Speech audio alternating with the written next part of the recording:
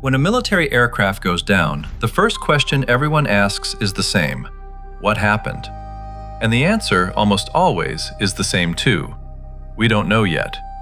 The investigation will take about 6 months. That answer frustrates everyone. The public wants to know now. The families want to know now. The press fills the gap with speculation, theories, and guesses, most of which turn out to be wrong. But there's a reason military crash investigations take 6 months almost exactly, regardless of the aircraft. It's not bureaucracy, it's not a cover-up. It's a deliberate, methodical process that has been refined over 70 years of aviation accidents, and it takes the time it takes for a specific reason. This is how a military aircraft crash investigation actually works. What happens in the first hour, the first week, the first month? Why the black box matters less than you think, and why 6 months is the honest answer to a question everyone wants answered in 6 minutes. The investigation begins before the wreckage stops smoking. The moment an aircraft goes down on or near a military base, a sequence kicks in that's been planned in advance. The first priority is always the same: secure the site and account for everyone.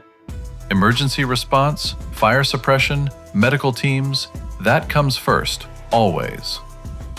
Once the immediate emergency is handled, the site gets locked down. A security perimeter goes up. Nobody goes in or out without authorization. This isn't secrecy for its own sake. A crash site is an evidence field, and every piece of wreckage, every scorch mark, every fragment is data. One person walking through it and kicking a component 20 feet from where it landed can corrupt the entire reconstruction. Within hours, the Air Force convenes what's called an interim safety board. Their job is narrow and urgent. Identify anything that could cause another accident immediately. If the crash points to a problem that might affect every other aircraft of the same type, the entire fleet can be grounded within hours. This is why you sometimes see an entire aircraft type stop flying the day after a crash. The safety board found something that couldn't wait. The interim safety board is not trying to find the final cause. They're triaging. Is there an immediate danger to other crews? Yes or no? Everything else waits for the real investigation. And the real investigation hasn't even started yet. Here's something most people don't know. When a US military aircraft crashes, there isn't one investigation, there are 2, and they run separately on purpose. The first is the Safety Investigation Board. Its only goal is to prevent the next accident. To do that, it needs people to talk freely, pilots, maintainers, engineers, without fear that what they say will be used against them. So safety investigation testimony is privileged, it's confidential. The people who testify are promised that their words will only be used to make flying safer, never to assign blame or punishment. This is what gets people to tell the complete, uncomfortable truth. The second is the Accident Investigation Board. This one is different. Its purpose is to establish the facts for the public record, for legal purposes, and for accountability. Its findings can be released publicly. It can be used in legal proceedings. It produces the report that eventually answers the question, what happened? The 2 boards look at the same crash, but they can't share everything. The safety board's privileged testimony stays sealed. The accident board has to build its case from physical evidence, non-privileged interviews, and data, the harder way. This dual structure is one of the reasons the process takes so long. You're effectively running 2 parallel investigations of the same event, with a firewall between them, each rebuilding the timeline from its own evidence. And both of them depend on physical reconstruction, which is the slowest part of all. This is the part that takes months, and it's the part Hollywood never shows. Every piece of the aircraft has to be recovered, cataloged, and often physically reassembled. Investigators map the debris field, where every fragment landed tells a story about how the aircraft came apart and in what order. A piece that landed far from the main wreckage might have separated in flight before impact. That single fact can redirect an entire investigation. The wreckage is often transported to a hangar and laid out on the floor in the shape of the aircraft. Sometimes it's reassembled on a frame. Investigators are looking for specific things. Did this component fail before the crash, or because of it? Metal tells the truth here. The way a piece of metal fractures, whether it bent, tore, melted, or snapped, reveals whether it broke from stress, heat, fatigue, or impact. This is forensic metallurgy, and it's painstaking. Every major component gets examined. The engines. Were they producing power at impact, or had they failed? The flight controls. Were they connected and functioning? The structure. Did anything fail that shouldn't have? Each answer requires lab analysis, and labs work methodically, not quickly. For a B-52, this is especially complex. The aircraft is enormous. The airframe is decades old, and it was carrying systems that were being tested, which means the investigators have to understand not just the standard aircraft, but the specific modifications being evaluated. None of this can be rushed without risking the wrong conclusion. So where does the 6 months actually go? Break it into phases. Phase 1. The first 72 hours. Secure the site, account for personnel, convene the interim safety board, check for immediate fleet-wide danger. Phase 2. The first 2 weeks. Recover and catalog the wreckage. Map the debris field. Pull the flight data recorders. Phase 3. Weeks 2 through 8.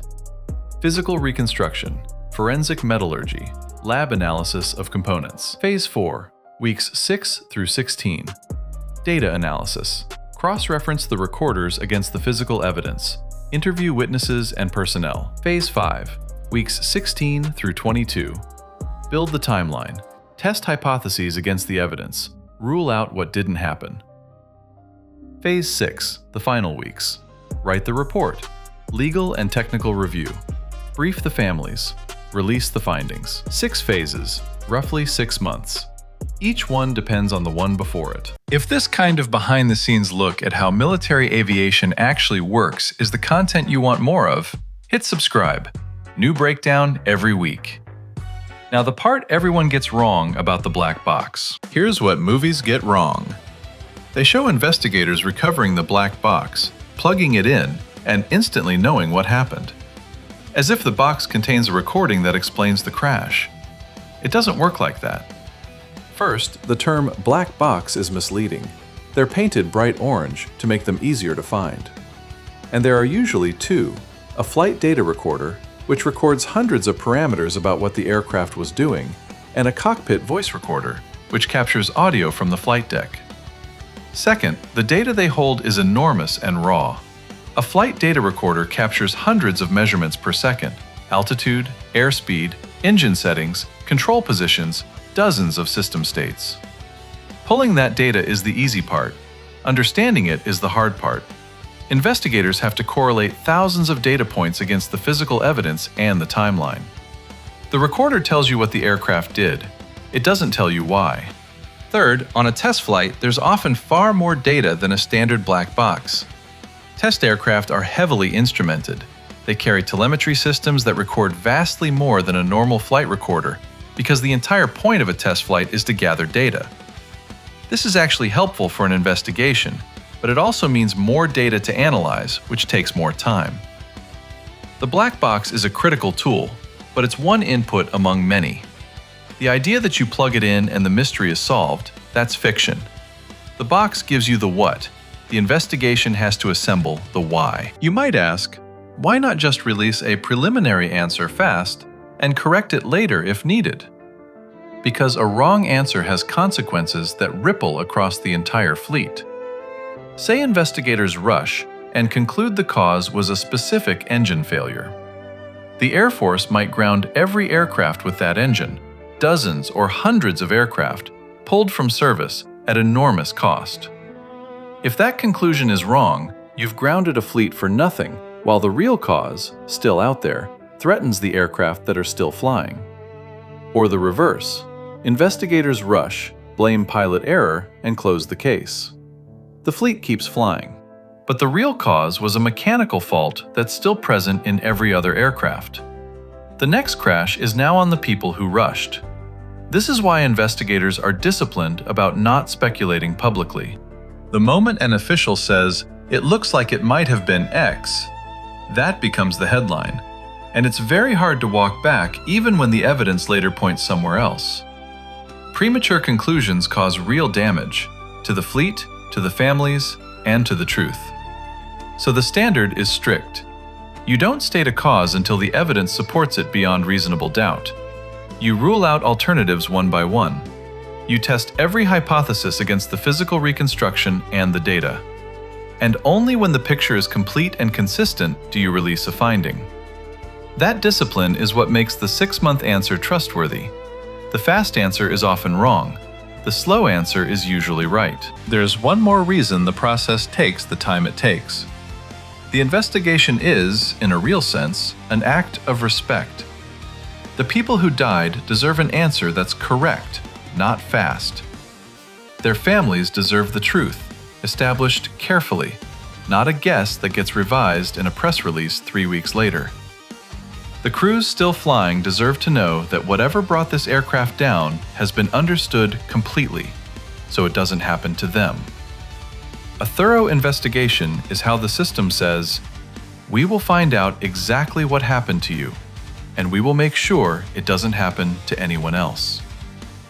That promise is only worth something if the investigation is done right. So when the answer is 6 months, it isn't a dodge. It's a commitment. The commitment to get it right. For the people who can't ask the question themselves anymore. Every crash investigation answers a question that everyone wants answered immediately, and that nobody can answer honestly for months. The wreckage has to be recovered. The metal has to be read. The data has to be understood. The alternatives have to be ruled out, one by one, until only the truth is left. It takes about 6 months. Not because the system is slow, but because the truth, established properly, takes that long. When the report on any crash is finally released, it will say exactly what happened, carefully, completely, correctly. That's the answer worth waiting for, and it's the only answer worth giving.